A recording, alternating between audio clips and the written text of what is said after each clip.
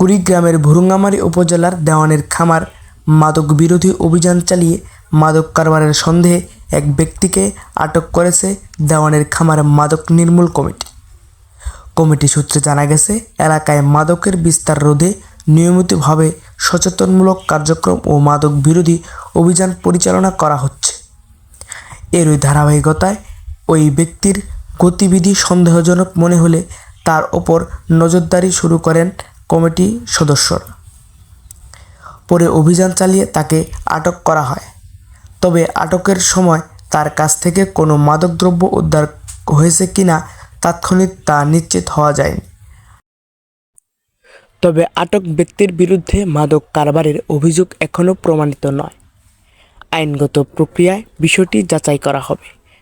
মাদকমুক্ত সমাজ গড়তে স্থানীয়দের পাশাপাশি প্রশাসনের সহযোগিতাও কামনা করছে দেওয়ানের খামার মাদক নির্মূল কমিটি। মাহবুর রহমান, চেকপোস্ট, ভুরুঙ্গামারী, কুড়িগ্রাম।